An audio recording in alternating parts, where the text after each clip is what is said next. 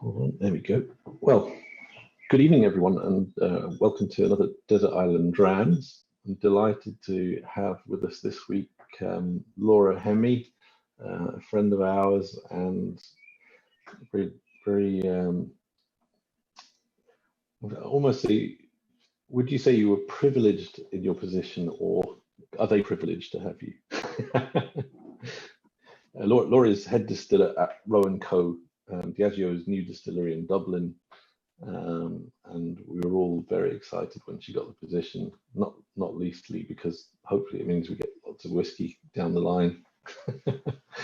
But Laura's kindly agreed to come on tonight to talk about lots of things, but also choose her Desert Island drams and tunes. So good evening and welcome, Lora.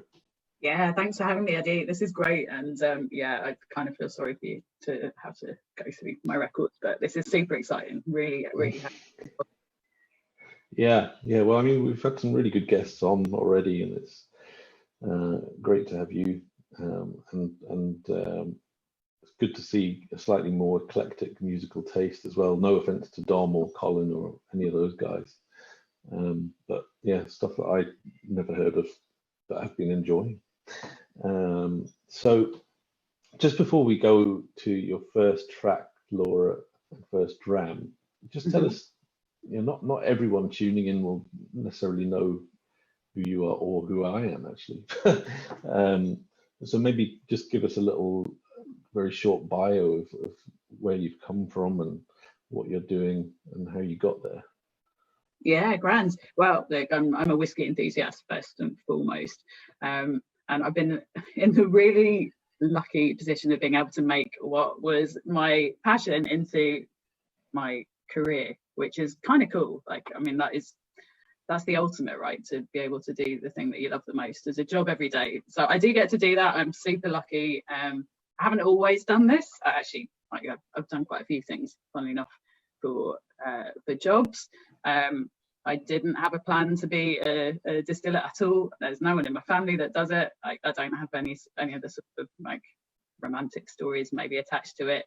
I never studied science originally. I went to art school. I got a bit bored of painting and I started messing around with aromas and sounds and things that you could kind of touch without being like physical, I guess.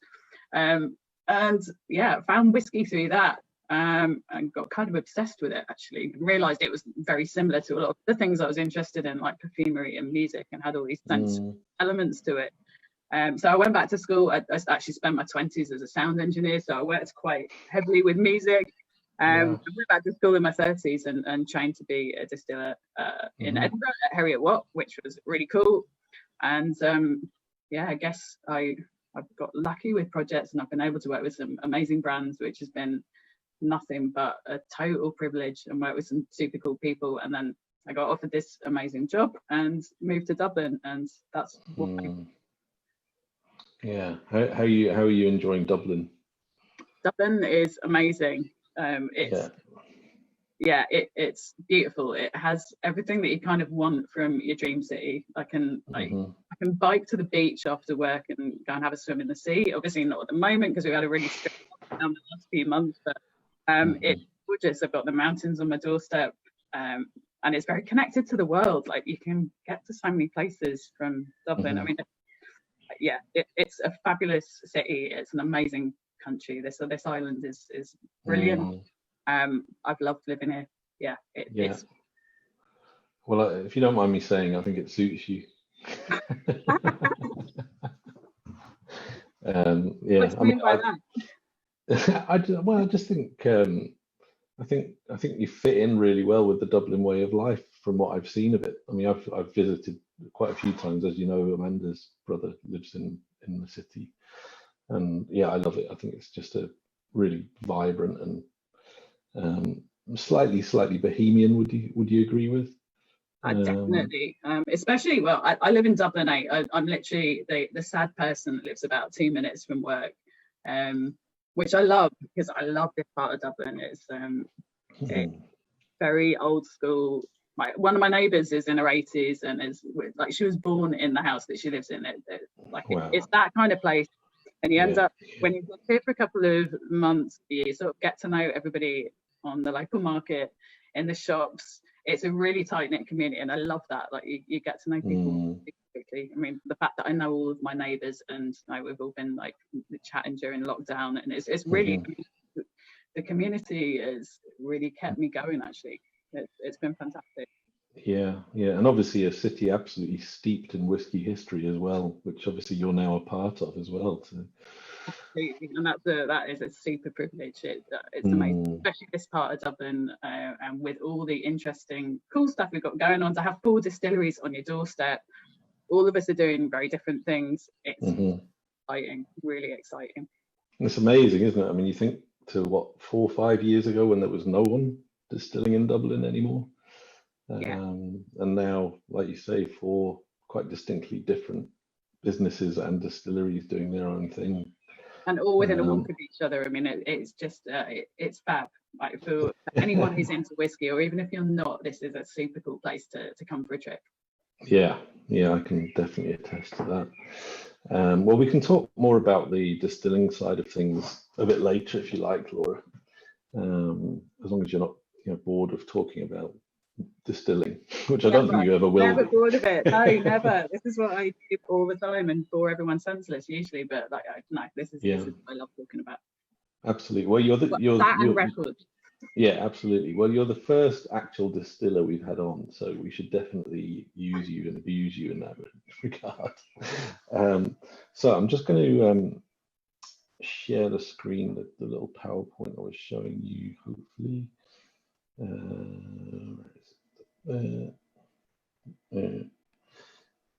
Okay, so you should be able to see that, hopefully, folks. Do you know what I forgot to do? I didn't play you the entrance, the Desert Island music. Really disappointed. I actually wanted to hear that. I could really desperately, badly. You've let me down, Eddie. Right. Well, that does it. I'm gonna play it. You made me feel terrible. Let me just get this working. I'm so impressed with your Zoom skills. Like, I can't do any of this stuff, and I'm on Zoom like so much every day. Well, I can't stream my Zoom. Maybe that's a good thing. Can you hear that okay? I can. You can. Doesn't seem to be coming out of the headphones for some reason. Headphones are fine. That's kind of fun. I like it. It's just coming out of my speakers. Right.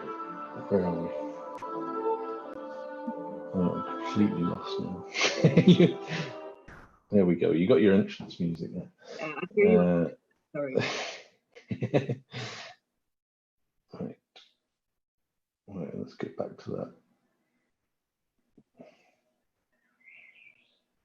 Oh. Ah! You've given it away already. Back. It's done. Okay. Right, the punchline has been spoiled there. No, as no one saw anything, Laura. It's fine. They're not as sharp as that. Hopefully tonight. Okay, so Laura, tell us about your first whiskey, which nobody saw just then. Yeah, so my first whiskey. There's so many like formative whiskey experiences that I can sort of remember. I can't really remember like which one was the first one, but this one was kind of important. I guess it was the first time I tasted something and thought, what the heck is that? That is just like the sensory elements of it just blew me away. And I remember exactly where I was when I had it. It was actually on the Royal Mile in Edinburgh, which is sort of kind of second home for me. Yes. Somewhere I love with my family, actually, of all people. It's Longrow 18. It's a legendary whiskey. It just kind of smells of where it's from. If you sort of know where Campbelltown is on the map, and I always describe Campbelltown as like the Beverly Hills of Scotland. It's kind of on its own little finger, its own little strip, right, and it's a very special place. It makes very special whiskey.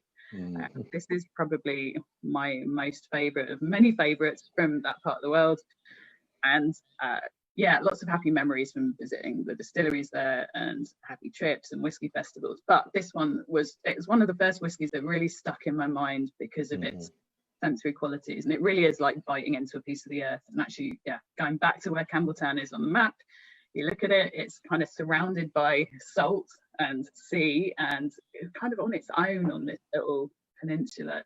And that's exactly what this whiskey tastes and smells like. It's got smoke, it's got salt, it's like biting into a leather jacket. It's everything that kind of that you dream of a whiskey to be, if you're thinking about really your sort of cliched ideas of whiskey, I guess. But very much yeah, it conjures up images of the place that it's from, and I think that's special. It reminds me a lot of why I love perfumery. In fact, you know, I work with aroma chemicals for fun and make my own perfumes all the time at home, and kind of half of the time I'm always trying to emulate this whiskey because I love it so much and it's beautiful. So it's a special whiskey. It's one that I remember at a very early stage of being into whiskey. For that reason, it made me go, wow. Yes, well, I can definitely relate to that. Big fan of the whiskies from Springbank, and well, to be honest, from all three distilleries in Campbelltown. There's not really anything bad to drink in Campbelltown. No, that's part of the problem, though. Maybe I suspect there not being a Campbelltown's festival this year has increased my life expectancy by some distance.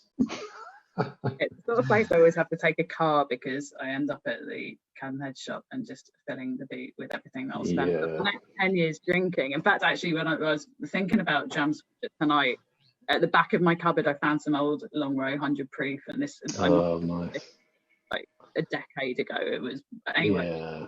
The dribble of the bottle, but I love all of these whiskeys, but this one is brilliant, and every iteration as well is super cool. So whenever it comes and then you finish as part of it, it's it's very, very good. I forgot to ask you if you're dramming tonight, Laura. I am here. I'm actually drinking some of our own juice. This is only available in Dublin, so sorry if you tried to get some and you haven't. It's our curators. It's our Curator Series 0.1. So this came out last year. It's a special edition, like I said, just for Dublin. It's got some gorgeous juice in it.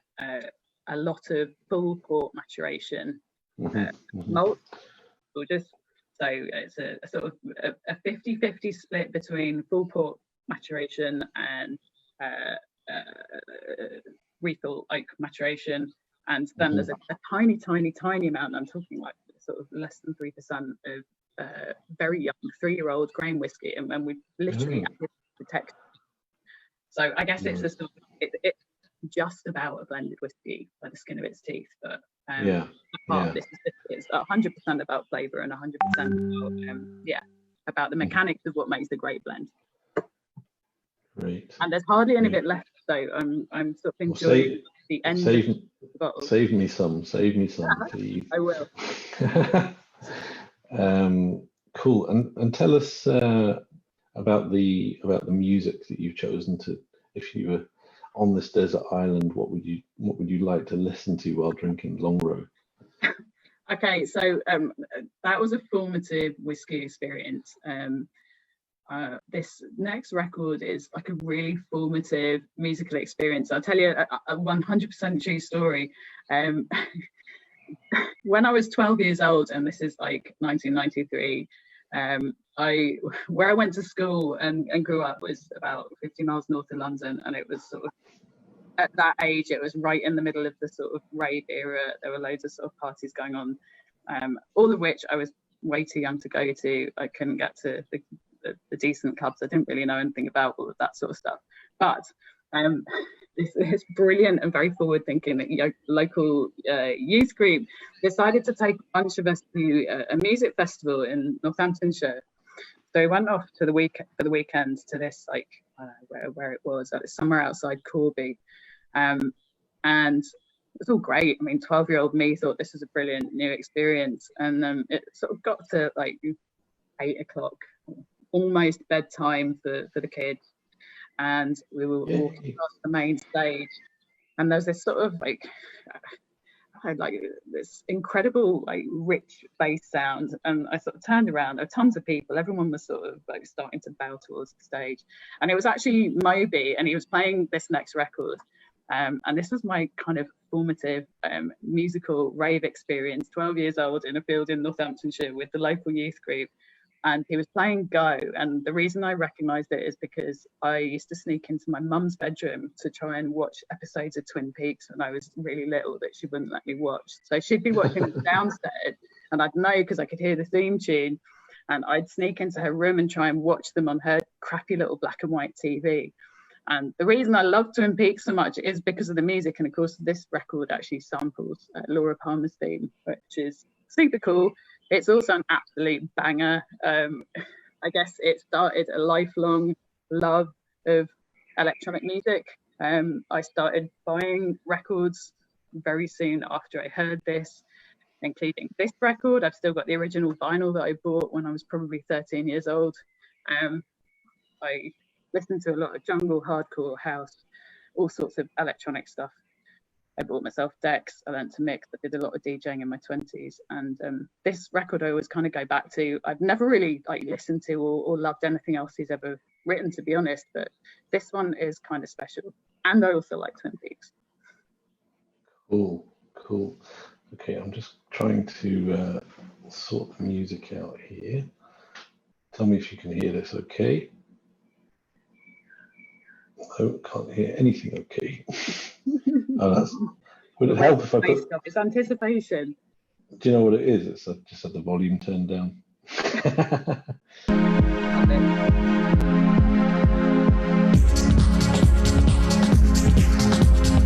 Gotta have a groove.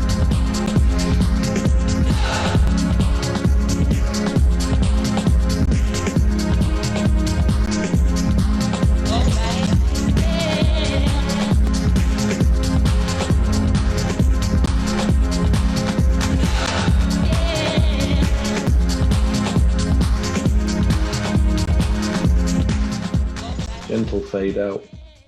There you go. If that doesn't take you back to sort of a field in Northamptonshire in 1993, I don't know what would. Yeah, an amazing record. Yeah.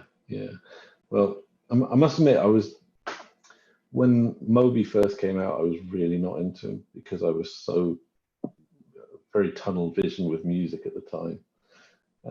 But I've definitely come to appreciate him and slightly more electronic music.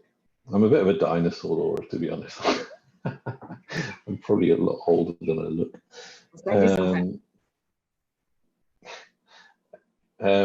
Okay, so we've got obviously a few questions to cover, which I try and cover with everyone to make it as even as possible. I'm not sure if you've got one for this, but obviously, as you're going through your whiskey, in your case, whiskey making career, you get all kinds of people coming to see you from all walks of life, many of whom have possibly been told some untruths or what I call whiskey myths. Have you heard any particular whiskey myths that have stuck in your mind and amused you that you might be able to retell? I've heard tons of whiskey myths, and they always amuse me, and I tend to always write them down because I like to sort of come back to them later in life and have a giggle. But I guess the one that comes to mind for me probably isn't that funny, I guess. Well, it's less and I guess I don't know if someone said this before, because I don't know how many people you've asked the question to, but I'd say probably as a distiller, I'll caveat it with that. Biggest whiskey myth is that all of the flavour of whiskey comes from wood, which is fundamentally not true. Lots of flavour in whiskey comes from wood, but actually loads of it comes from the process. And think the flavor creation in the distillery is very, very important, and sometimes very underrated and undervalued.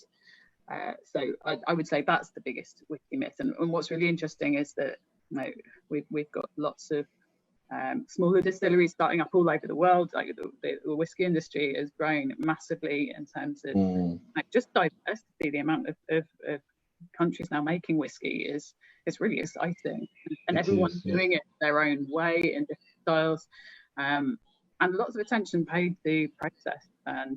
And what's kind of nice is that it doesn't matter if you're a big distillery or a medium-sized distillery, a small distillery, like the process, the art of distillation is so important. It's as important in a volume distillery as it is in a small distillery, and it sort of ties everything together. And what we do in the distillery is create flavour blocks that we go on to highlight and mature into these gorgeous things, and we use wood to do that.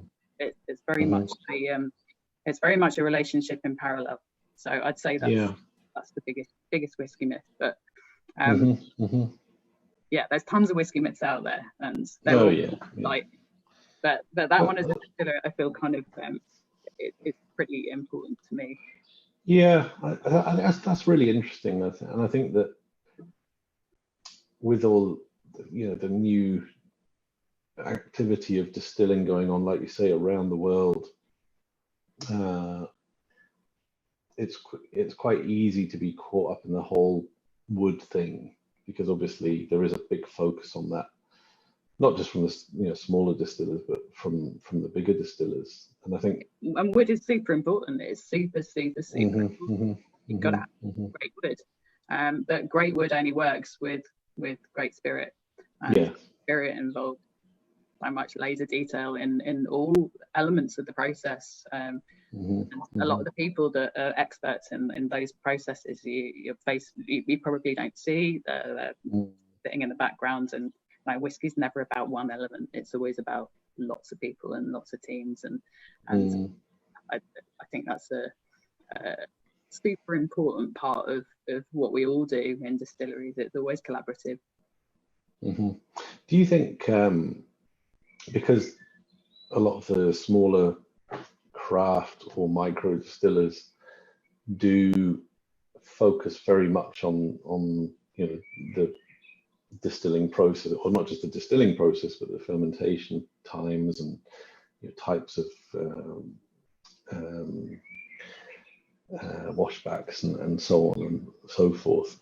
Do you think that their focus on that aspect, as opposed to focusing purely on wood, is having a positive influence on the major distillers, and perhaps looking at their own materials and the way they communicate, and say, well, actually, do you know what, maybe we need to talk a little bit more about more than just the wood, Well, I think maybe that's probably another whisky myth, actually. I think if you went to talk to Clynelish about how they manage their fermentation and how they manage their distillery processes, my goodness, you'd be there for 20 years. It's incredibly complex. There's so many levels.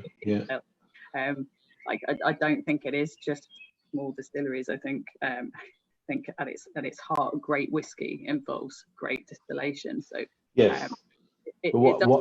size isn't necessarily the prerequisite, but I think it's great if those conversations are being had with consumers, and I think that's what I think the new distilleries do really, really well. They bring us all as enthusiasts and drinkers into the conversation about all of those things, and it's brilliant. Like that raises the bar, it raises the standard, and I just think those are good things for us to be talking about in the industry anyway. It should always be quality focused.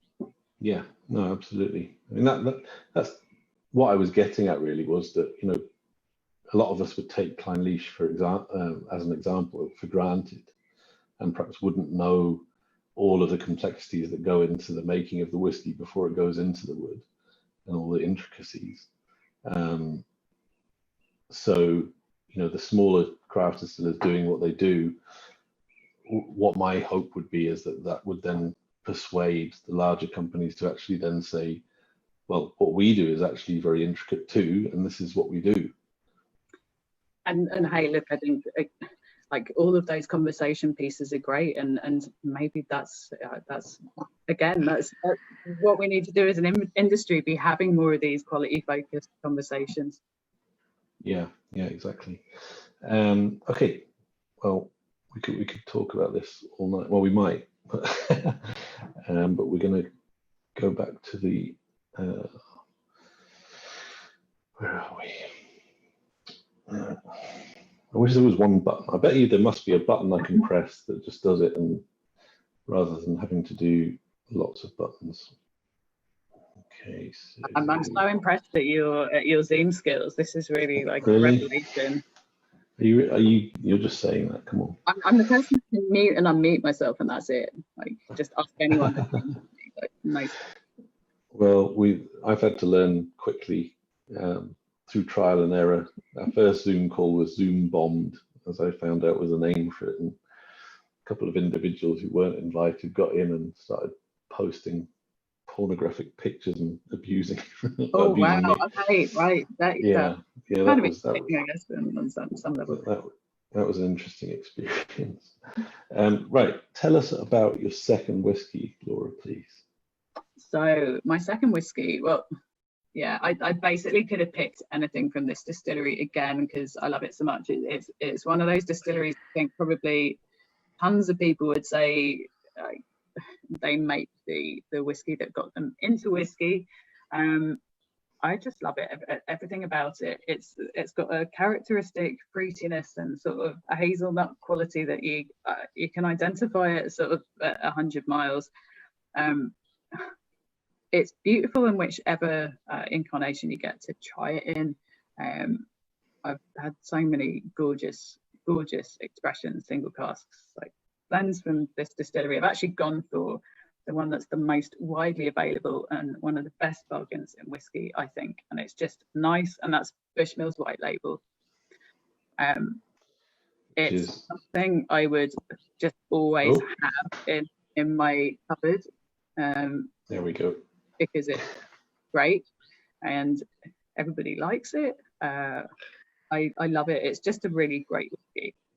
And yeah, it reminds me of all sorts of happy moments I've had discovering Bushmills too. Again, like anything from this distillery is fabulous. Probably up there with Campbelltown distilleries for my favourites. Well, that's some plaudits. And yeah, I mean, Bushmills, I came to love really when I met Amanda and her family, who from the north, and we were actually married not a million miles from Bushmills, and her dad, who passed away sadly some years ago, was a big Bush fan. I think the White Bush the White Label might have been the one that he was most fond of, actually. Although I don't think Amanda would mind me saying, but he was mainly quantity over necessarily the price. he liked to drink a lot of it. Okay, so tell us about the artist and the song you've chosen to pair with the Bushmills. So I've chosen a feel-good whiskey, and this is a real feel-good record for me. I was actually thinking about the amount of times I either think about or play this record on a weekly basis, and it's at least every day, and sometimes more than once. I do listen to a lot of music, and I've actually listened to a lot more music on headphones during lockdown. It's sort of been a motivating force. And one of the nice things about this record is that I've timed, like, from the second I leave my house, if I'm walking pretty quickly, I can get to work and play the whole record in that walking commute, which probably says how sadly close to work I live. But like, this record is just the perfect pick me up to get me down the road and get me going for the day. But it's also been the perfect pick me up in so many areas of my life, and probably yeah, I think it's very symbolic of a certain era of music that I love and always go back to. as a DJ and as someone that loves records, I actually own this 3 times on vinyl, because it's been released and then it's been remixed and re-released, and then it was re-released again a few years back. It's the Jubit family singers, the Jubit singers even, Stand on the Words. It's something a very special record to probably lots of people, but I'm that sad I actually went to the church that this was recorded in Crown Heights in New York. The picture you got on screen is actually everybody grown up, because most of them were kids when this was recorded. It was a kids choir at the First Baptist Church in Crown Heights, and Phyllis Jubit was in charge of recording a gospel album there. This was one of the songs. It ended up being a couple of DJs in New York got hold of it. Tony Humphries, I think, was the person that sort of got it widely recognized in clubs. It was played and played, and it's been played and played ever since. It's sometimes associated with Larry Levan, who's one of my most favorite musical icons in history, but actually he probably had a lot less to do with it than legend suggests. But it has a sort of history with a lot of these guys that were sort of inventing clubs and club music in New York in the early mid-80s, and has lasted the test of time. It's something I would always have in my record box, and would always bring me joy. And I think it is that kind of joyful record. Sounds good to me. Let me see if I can get the sound working. Okay, let's go. That's how he works. That's how the Lord he works. That's how the Lord works. That's how the Lord works. That's how the Lord works. That's how he works. That's how the Lord works. That's how the Lord works. That's how the Lord works. That's how he works. We must not question the Lord. Lovely. It's a shame to fade out, isn't it? Yeah, you just gotta find that one and play it really, really loud. It's brilliant. Everything from the first beat onwards is fantastic. It was really hard picking a 30-second segment of that, because the whole thing. I know. Yeah, I mean, if funds allowed, we'd obviously play everything all the way through. So I forgive you. Cool. Oh, it's a lovely tune, and a lovely whiskey. So we need to talk a little bit about what's going on with the world at the minute, in terms of the coronavirus, COVID-19. It is dominating all of our lives, and has done, it feels like, forever. And just obviously as a distiller, as a maker of whiskey, you're in a slightly different situation to many of the people I've spoken to, and ourselves as well.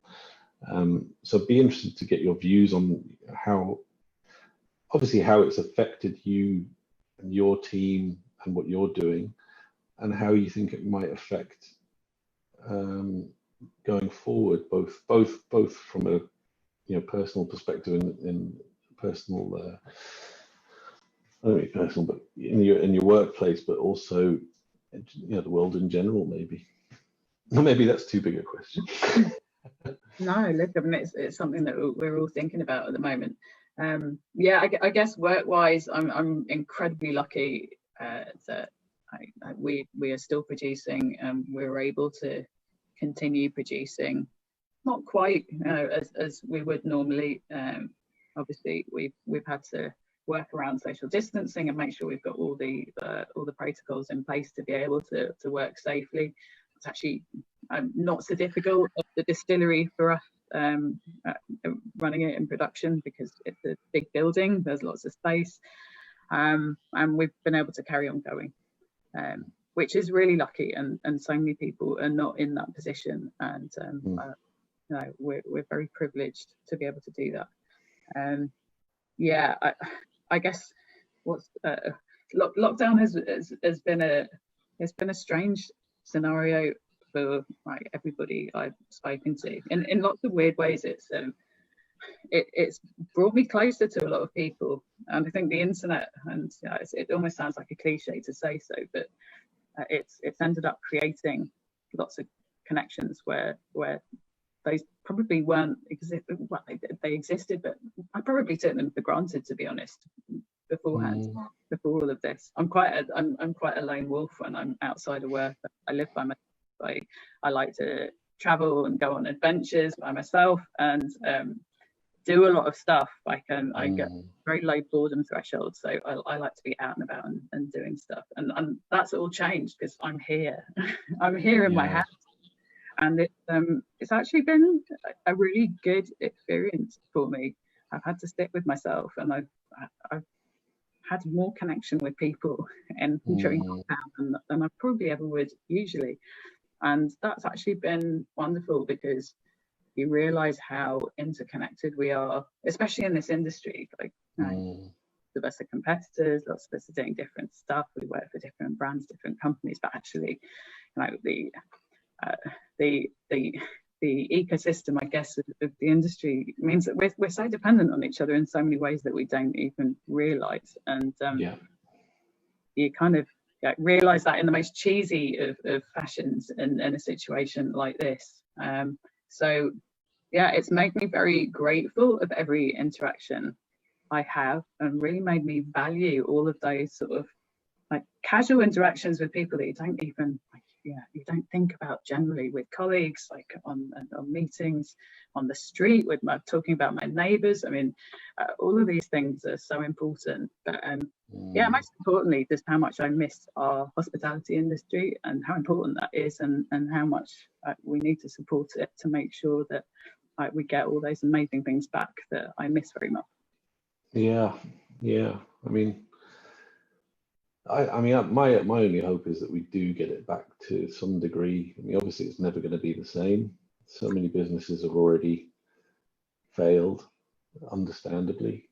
Some people were on a precipice before this even started, so it's just been very, very difficult to watch. But yeah, I mean, we can only be grateful that we're still here, we're still doing stuff, and I'm 100% positive that our hospitality industry is going to come back brilliantly. We're going to find ways to pivot around it, and you see all of the new things people are doing and embracing.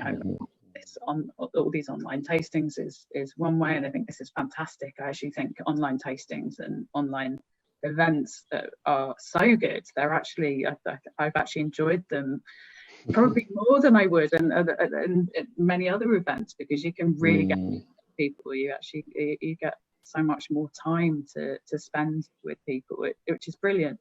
I fundamentally, absolutely believe that our hospitality industry is going to be brilliant. Things are going to come back in a different way, but a really positive, brilliant, better way. And I think we're all going to value those things much more. I can tell you how excited I am about the idea of going into a bar and ordering a Negroni for the first time. For me, I mean, those are rituals that I never thought would ever be taken away from me. And when I can get them back, I'm making sure I can support them 100%. Yeah. I really enjoy your positive outlook, Laura, I must admit, and I really hope you're right. But you're right in terms of, we've had it so good for so long, seemingly, and we perhaps do take so much for granted. And hopefully, if nothing else, this will teach us that these are privileges. They're not to be taken for granted. And absolutely, they're privileges, and they're what makes life fun, and that's what this should be. I mean, this stuff, it's a drink. Like it should be fun and nothing else. Like, first and foremost, it should be absolutely fun, and fun is really important. It's really important. Yeah. Okay, so I'm just queuing up the next song.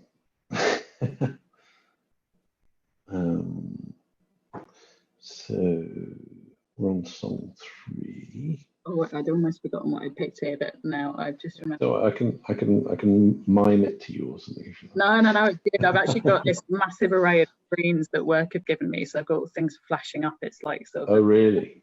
In here. I haven't quite worked out how to like make them all actually help me. Like they're great for just putting things on and like lighting up your face. Yeah. Okay. Well, I think so. Just check where we are. I keep going back to the start. You've done that one. Oh, you've done that one. Yeah. Next. Okay. I failed. Doing my best. Okay. First or the record. The whiskey first, please, Laura. Oh yeah. Okay. So, all right. I was trying not to put like ridiculous whiskies in here, but I kind of had to put this one in. It's absolutely delicious. Well, like first of all, I should say that this whiskey is there is a personal connection.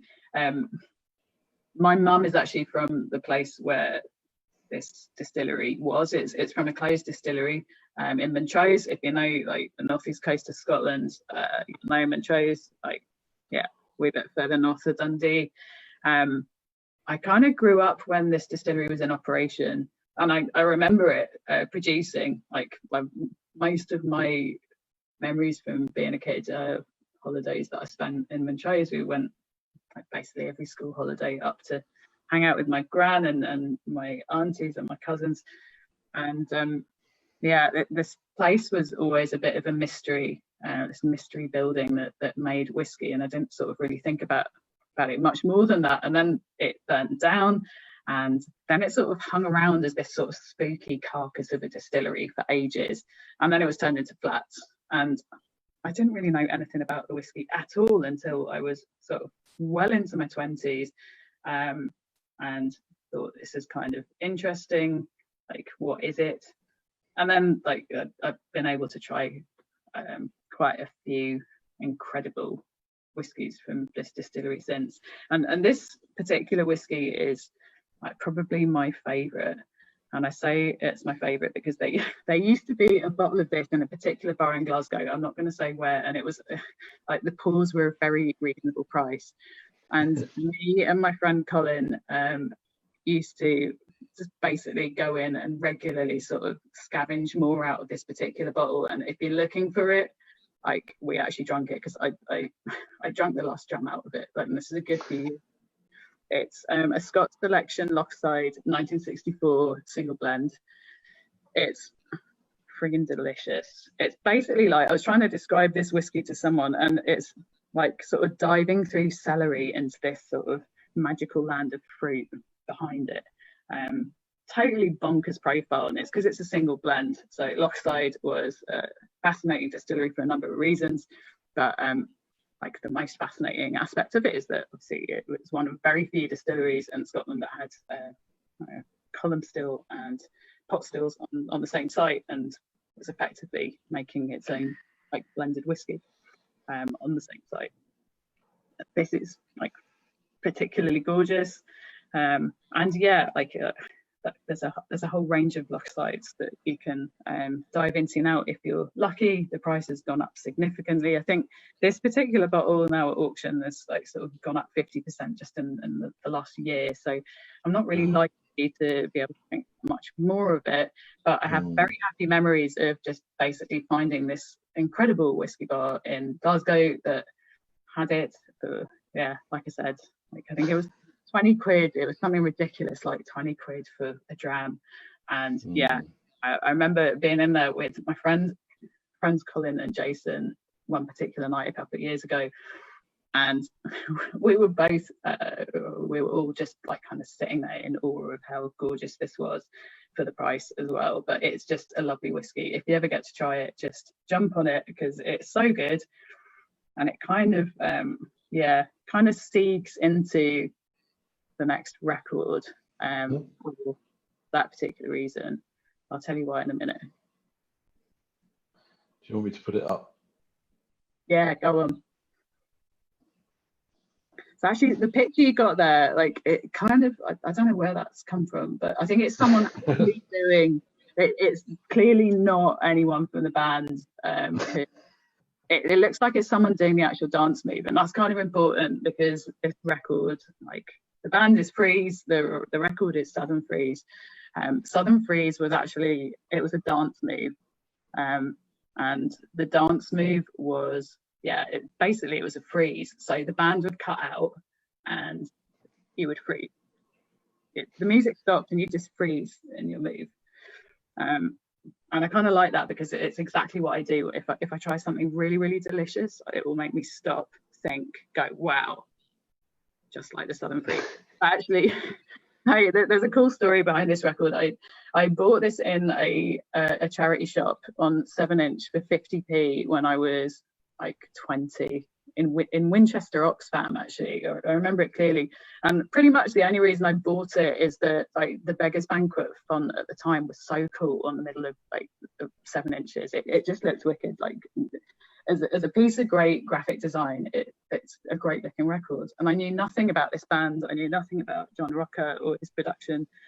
And got to know it really quickly because as soon as I put this on my decks when I got back home, it's like, wow, this is an incredible record. And it is. It's beautiful. It's probably like my favourite piece of what was like loosely known as Brit Funk in the early 80s. I think it had a first release on Pink Rhythm in 1980, and then it was re-released on Beggars 1981, which is the year I was born, but like clearly I wasn't dancing around to this kind of music like age 1. I got into it much later in life. Actually, like John Rocker and Peter Mast are incredible like musicians, producers in their own right. But what is really, really beautiful about this record, I think, is the vocal. And the vocalist is Ingrid Mansfield Ullman, who's somebody that probably isn't talked about in the annals of music history enough. If you've got YouTube later, just Google her Top of the Pops performance and you see what I mean. She's amazing. I didn't Google her name actually, and I think she's still teaching vocals in North London. But just it's a beautiful piece of music. It reminds me of everything that's good about new discoveries, and it reminds me of friends because that's the most important ingredient, I think, when you're enjoying whiskey. So all of those trips to the Glasgow whiskey bar, which if you talk to me outside of Zoom, I will tell you exactly where it is and you can stuff. But whiskey is about people and good memories and making new discoveries. And these two are both examples of that. Brilliant. Okay, well, let's have a little listen then. Let's make sure we've got some sound ready.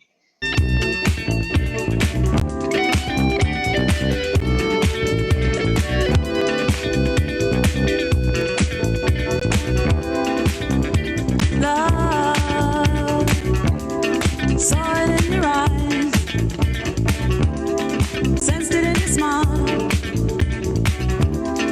Boy, I like style. When I saw you on the floor, doing the silent freeze. Oh, we just got the little bit there, and that's nice. Definitely music to make you smile. Yeah, totally.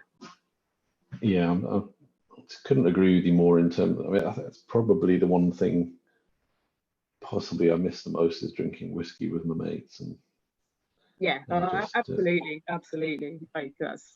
Like Zoom has been great for that. I've had tons of great Zoom catch-ups with people over a dram, but it doesn't beat being there and yeah. Well, we'll get there again, Laura, and hopefully we'll grab a dram sooner rather than later. But 100%. Yeah. Particularly that. Can you hold up that bottle again? Your because I think I had you on the thumbnail. A little bit on the low side. I don't know how much more of this there is left anywhere in Ireland actually. So look, I'll try and save you a bit. I'll make that loose promise to you to try and save you a bit. tail end of the bottle there, but it's gorgeous whiskey, and yeah, knowing the history of this inventory that we're really, really lucky to be able to use, like, wow.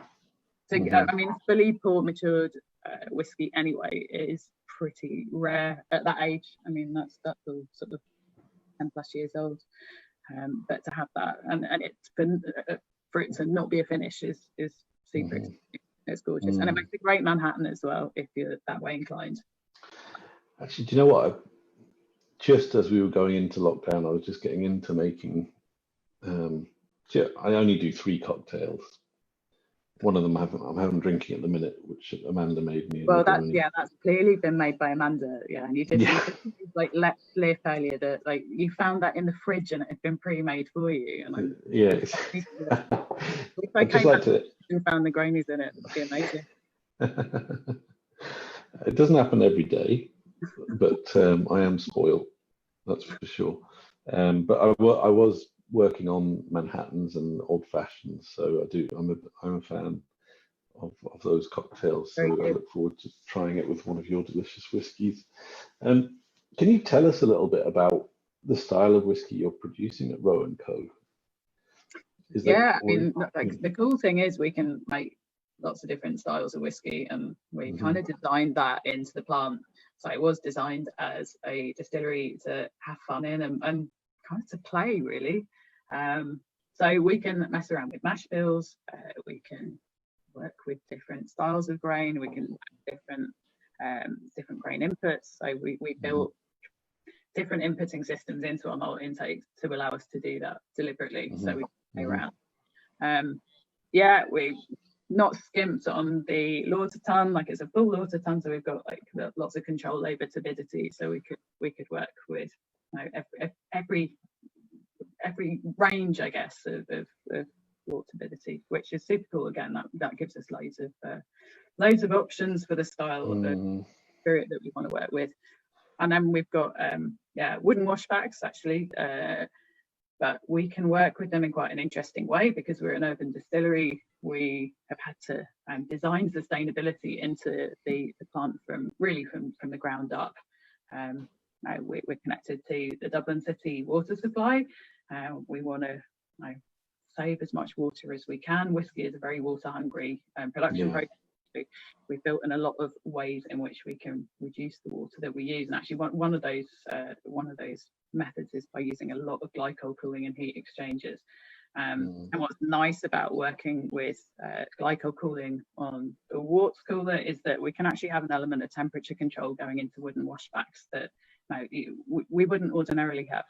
So we can actually work with very traditional equipment, very traditional plant and processes in quite a contemporary way. And I can actually tweak the fermentations individually and really manipulate them in ways that you wouldn't expect to be able to do with a very traditional vessel like that. So lots of sort of the sustainability side has actually given us loads of interesting opportunities for process innovation.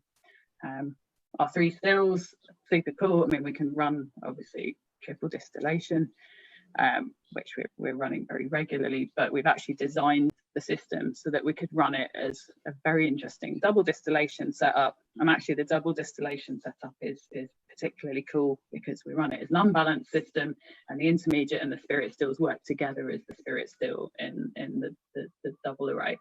So we actually laid down some double in February.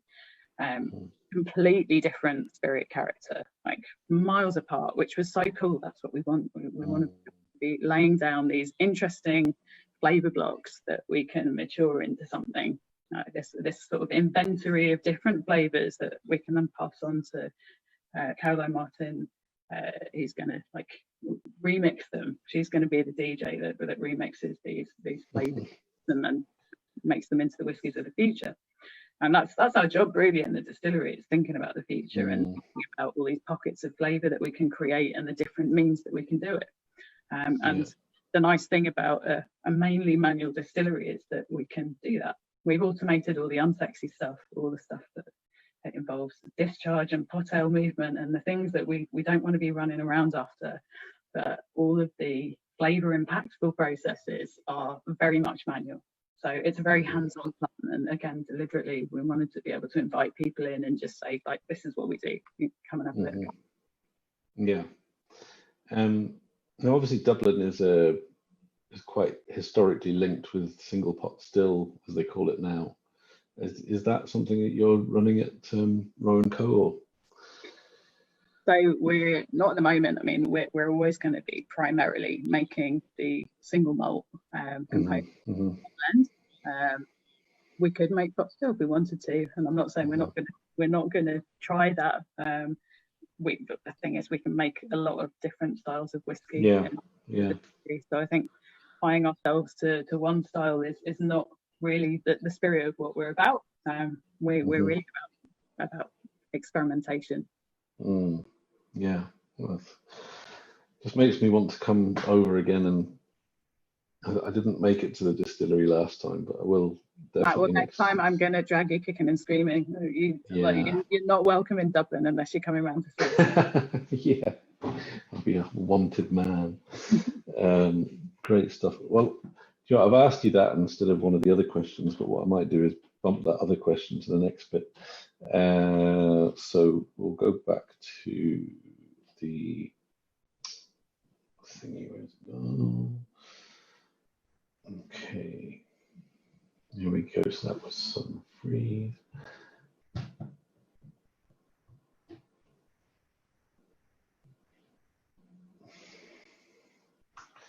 Right, so tell us about your next dram, or what is your final dram actually, Laura? Can you believe it? I don't think it's my final dram. I think this is number 4. I think you're getting ahead of yourself there, Eddie. Yeah. Okay. Yeah. We've Sorry. got another to go. Yeah, just keeping you straight there.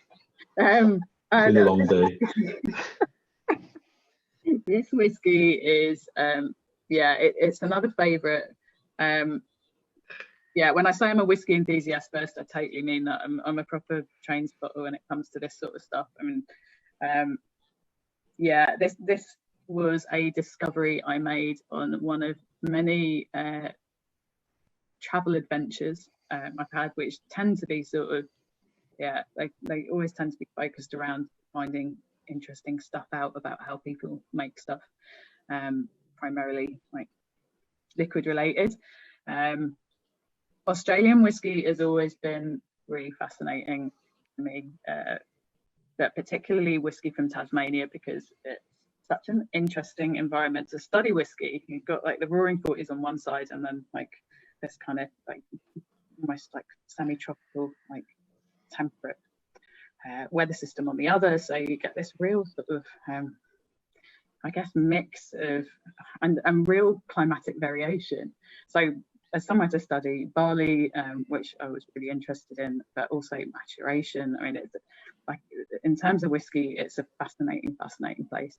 And this distillery in particular kind of sums up everything I love about that approach. If you've ever been there, it's sort of it's a wee bit further out of Hobart, and you sort of end up driving down a farm track and thinking, where am I? Like, what is this place? And I've been around at lots of sort of interesting industrial equipment, and you end up in this old farm building, and then you meet Peter, whose distillery it is, and he's basically built the place himself. He's been there. Peter Bignell is an absolute whiskey hero of mine. He built his distillery out of bits of old dairy equipment, things that he'd found and then repurposed. He's a sort of like incredible engineer in like every sense of the word. Like if he has an idea, he sort of builds it. And the thing that I love most about this is the old washing machine that he's actually turned into a drum maltings, just through a bit of inventive engineering. So this next whiskey is it's a Belgrave rye whiskey from Tasmania. If you're lucky enough to find it, it's pretty tricky to find because it's made in such small quantities, but if you are lucky enough to find it, this is probably my most favourite rye whiskey anywhere in the world. It kind of sums up everything I love about like crazy ideas and making them happen, and Peter is that kind of guy. It's absolutely delicious. It's probably got the most memorable fermentation profile I've ever nosed at the distillery, in these old dairy vats that have been converted into open top fermenters. And I saw this crazy passion fruit, and it was the first thing I noticed when I walked through the door. And you kind of get that in this incredibly complex whiskey. It's gorgeous. Anyway, just try it. It's lovely. I'll definitely look at. Would you recommend that in a Manhattan, Laura? I would recommend you try this one straight up first, because it's Right. Okay. I'm sure this would work well in a multitude of mixed drinks. But yeah. Yes. It's not that I'm completely cocktail focused, you understand, but Well, look, I think you drink whiskey whichever way you like, and I think this would make a million great drinks. I just haven't tried mixing it enough. Yeah, absolutely. Well, okay, so tell us about the track that you've chosen to listen along while you're drinking the Belgrove. So actually, one of the last conversations I think I had in a bar before lockdown was in one of my locals up the road, Thomas House. If you've ever been to the Thomas House in Dublin, it's an amazing bar on Thomas Street. I'm basically in there a lot because it's around the corner from my house, and it's also amazing. It's just fab. One of my most favourite places to get a pint anywhere in the world. And the conversation we're having is pretty much exactly what we're doing right now. What would be your top 5 tracks of all time? And I was listening to the guys telling me what theirs would be, and my answer was that all of my tracks would just be like the Slits, and the Slits. The Slits are basically my most favourite band of all time. If you don't know them, I wouldn't describe them as punks. They're kind of post-punks. They're sort of beyond punky. They were the most musically inventive girl band of their time, I think, and incredible. I think Cut is still probably my most favourite album of any era. And I say that with a pinch of salt, because I'd probably give you a different answer depending on what mood I was in, but that one would always be up there. And this particular song is it's a total banger. If you've ever heard me DJ or had that dubious pleasure, you probably would have heard this record, because I don't think it's ever left my record box ever. And it's probably one of the greatest cover versions ever released. And another connection, I mean, I didn't get any Detroit techno in here, which I'm a bit sad about. I probably need a few more records, to be honest. But this record does have a history in Detroit. It was written basically for the Motown label. It's been recorded so many times by different people. Obviously, the Marvin Gaye version is the most famous, but actually the Slits made my most favourite version. And a cool connection with this and my life is that when I was studying sound engineering in London, this is a long time ago, I was talking about my favourite bands and my favourite records, and I was talking about this record, and it turned out that the guy that was teaching me actually was one of the engineers on this particular record, which is really freaking cool. You're on mute, Eddie. I've had to go on mute because the 4-year-old's having a meltdown upstairs.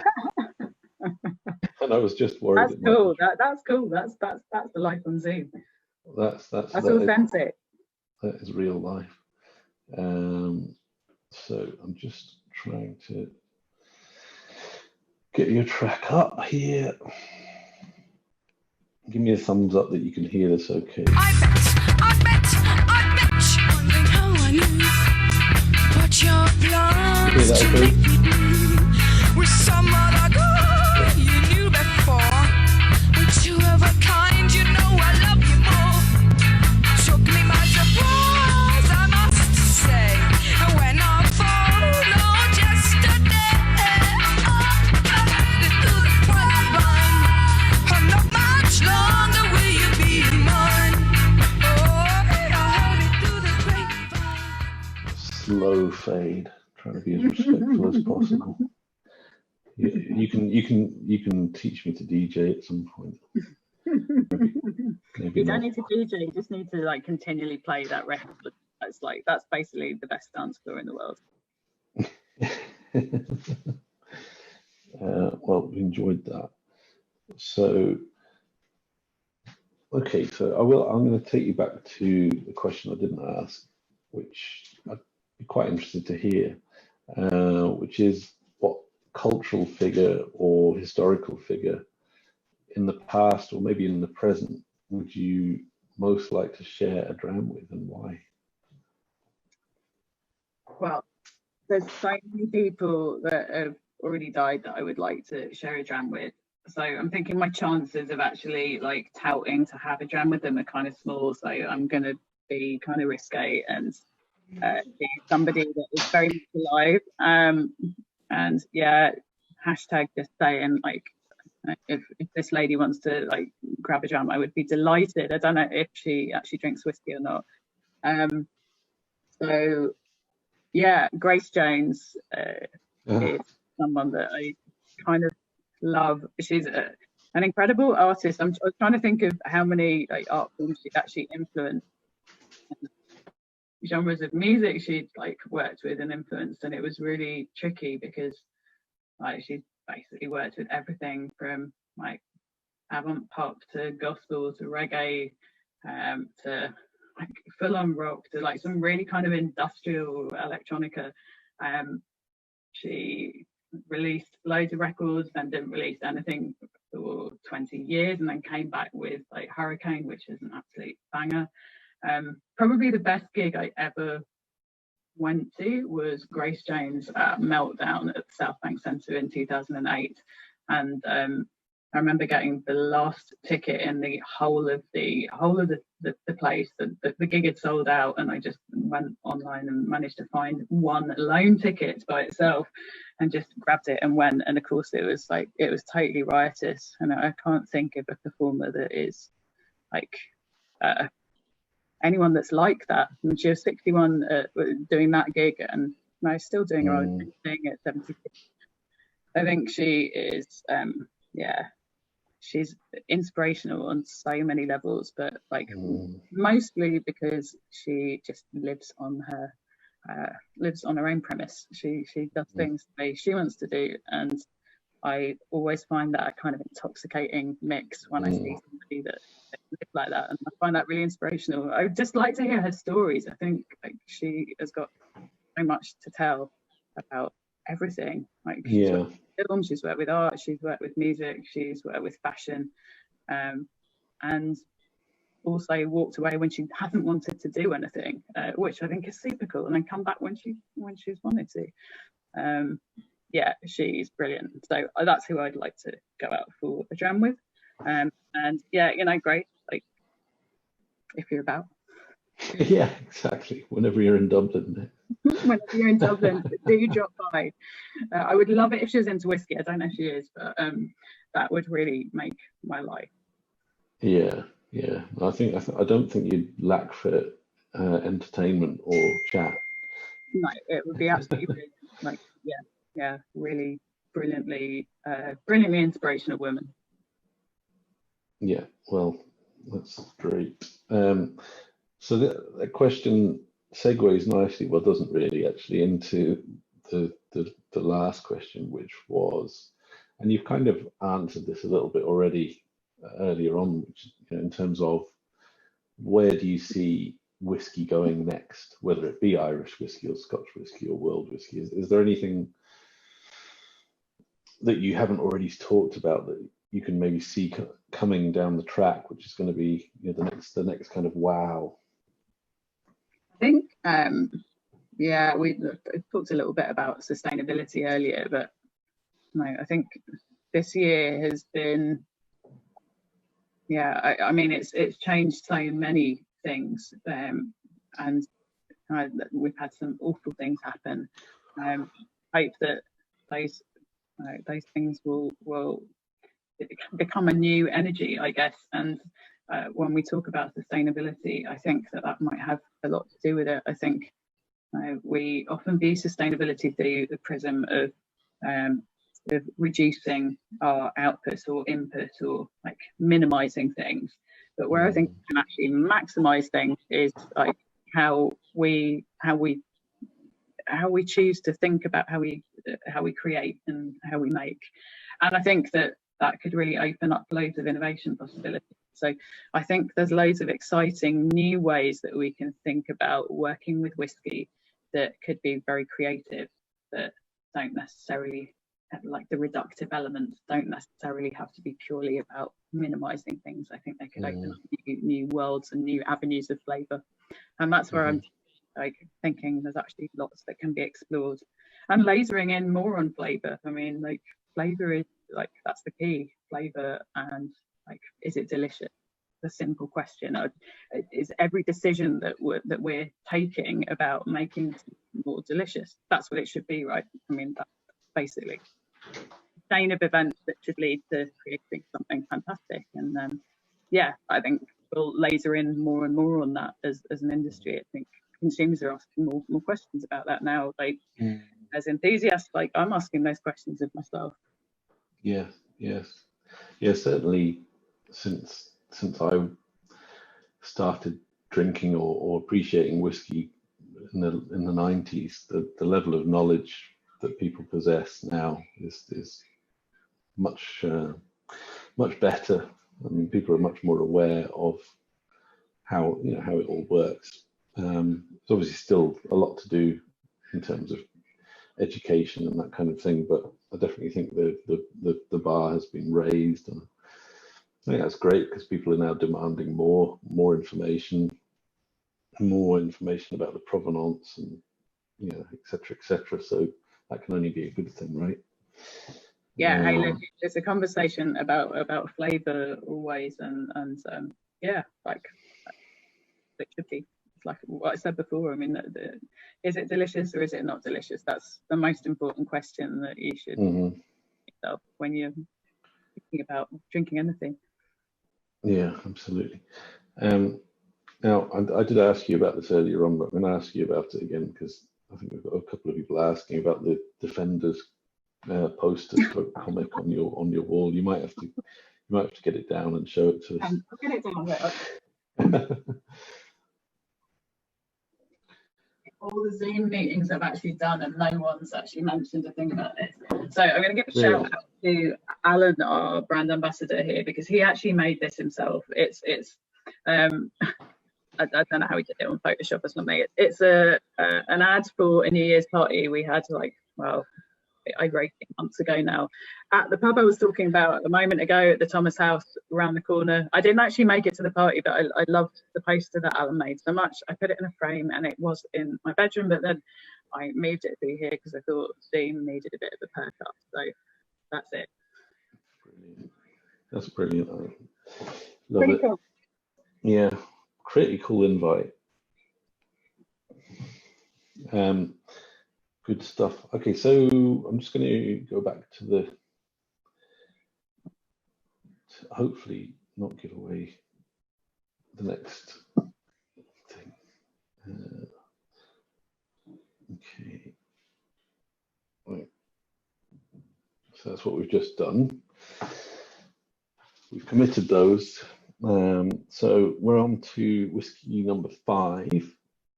So you might as well just bring the whiskey up, because this is, I guess it's predictable on so many levels. But it's our own juice. It's Roe and Co. Of course, I have a very special attachment to this whiskey. It's our whiskey. It's what brought me to Dublin. It's also gorgeous. It's like a house pour in my house, obviously, but yeah, it's so flexible that I drink this in so many different incarnations, and it works in every single one of them, which is what I like about it. It is a fun, delicious whiskey, and yeah, it also has opened up a whole new episode of my life, I guess. In a brilliant way, and has allowed me to discover a new city, a new country, a whole new side of the industry, which had always excited me, and now I get to be part of it. And It's, in my opinion, the most exciting category of whiskey to be involved with right now. The most exciting part of the industry. I'm clearly biased, but we get to do so many cool things in Irish whiskey, and it's just really exciting to be part of that. So yeah, this is always going to be my first love for so many reasons. And the record I chose to go with it, I love hip hop, and I want to give a shout out to Irish hip hop, because there's so much cool Irish hip hop that you might not have listened to, but I hope you have. This record is by an artist called Loa. It's called Keep Your Hearts. It was released, I guess, around Christmas 2018, which is my first, my first Christmas in Ireland. It's a collaboration with God Knows Banton, Bendix and Dunny, so it's a full house of Irish hip hop artists. But Loa's really interesting. She's an incredible vocalist. She's grown up between Manu and Sierra Leone, and has got a host of really fantastic influences in her music. Anyway, just check her out. She's amazing. But I guess we're thinking about what the future of Irish whiskey would be like, and this is very much like the future of Irish music. Cool. Well, while I just fiddle about and get the music sorted, can you just tell us a little bit more about what juice is contained in that bottling? Yeah, so we've got a very heady mix of first fill bourbon, very grain forward, very first fill, very vanilla, and I guess all of those sort of creamy, unctuous, delicious notes you associate with first fill bourbon casks, and that's the grain whiskey component, and that's always matured in first fill. And then we wanted the textural elements of the malt. So the malt is in refill casks, and that gives you this sort of lovely gentle spice, and it's something that's really characteristic of Roe and Co and sits on the back palate, and it's what I really like. It's got this kind of almost light cinnamon note to the back end, and that's the refill malt. So it's a nice combination of these first fill big bourbon, toffee, vanilla, creamy, all of those things you associate with those big old casks, with this lovely sort of delicate refill note, and again showing off the character of that malt whiskey. So expertly put together, of course, by Caroline Martin, who has decades of experience creating incredible liquids. We're very lucky to work with her. Absolute whiskey superstar. And she's been very much part of, obviously, what we're developing at the distillery, and very much part of the whole genius concept of going for the two spirit characters that we're going for at the distillery, which is quite unusual in itself. It's a very delicious, easygoing whiskey that works in a whole range of serves, which I'm really, really proud of. But it's a fantastic sipper too. And we have loads of exciting plans for the future. In fact, if I turned around the camera on my laptop, I could show you some of the new innovation projects we're working on in sample bottles, but I'm not going to do that because it would ruin the surprise and I'd get the sack. And instead you can try and get yourself a bottle of this. Well, we definitely don't want you getting the sack. Just remind us when you started. When was it you started running the stills? The good time to ask that question, because it's over a year ago now. Our first mash was May I should know this because it was literally the other week. It was like the 22nd or the 21st or the 22nd. Anyway, so we've been running over a year now. Wow. Which seems crazy because it doesn't feel like that. It feels like a couple of weeks, and in loads of stages. I mean, commissioning is brilliant as a distiller. You kind of you get 10 years worth of interesting problems to solve in 3 months.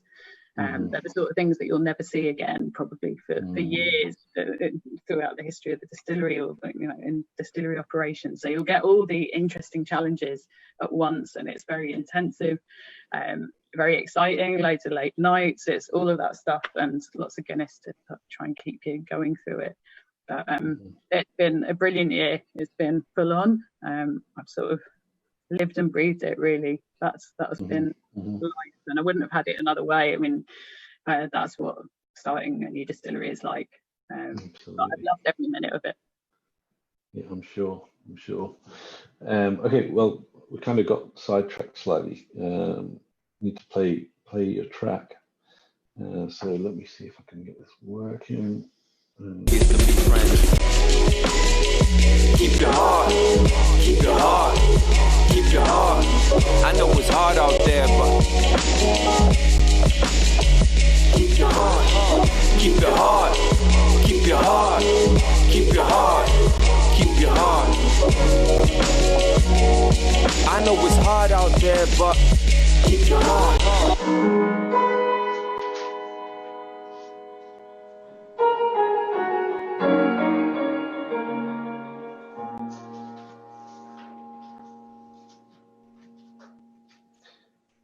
I let it play to the end, Laura. Hopefully the Facebook gods. Well done. Well done. No, that was really tricky queuing those all up. I was chatting. You were doing childcare duties as well. I'm super impressed. Yeah, no, it's all good. I'm just sorry. I've been handed a note here.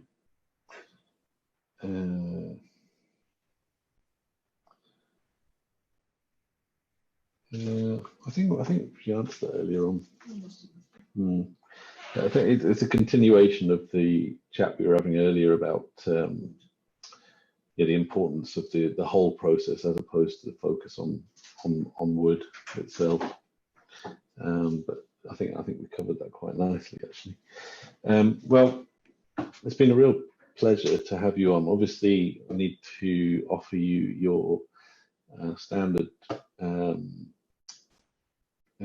book to take with you, which might be well below your pay grade by now, but Michael Jackson's Malt Companion, which was my first whiskey book, and it's a classic. You don't want to be without it. Classic. And Michael was such a lovely guy. And if you had to narrow it down to one dram, one tune, could you do that, do you think? No. No. No. All right. Well, no. I won't force you in that case. And I think you mentioned the luxury, which I think was just more. Well, I was going to say more records, which, to be honest, I probably would. I'd just take the rest of my record collection to the desert island. But then I did think it'd be kind of nice to take a theremin with me with a massive speaker, and then I could stand on the beach in the desert island, and I could sort of make sort of weird noises and scare off passing ships and sort of frighten people. And that might amuse me if I was by myself on an island. I can see it now. Honestly, can. Scary. All right. Well, Laura, listen, it's been great fun. I hope you've enjoyed it. Yeah, it's been brilliant. Thanks for having me, Eddie. It's always great to chat to you. And I hope we get an actual real life jam at some point in the near future. But if not, Zoom is pretty cool, right? It could be worse. But yeah, thank you so much. Thanks everyone for sticking with us, and I hope you enjoyed our conversation. And look forward to more. Don't forget, next week we've got Dave Broom coming on, which should be fun too. I'm not looking forward to looking up his music because it's very obscure, but it should be good fun to have him on as well. But Laura, thank you so much, and I'll speak to you very, very soon, I'm sure. Take care. Cheers, Eddie. See ya. Cheers.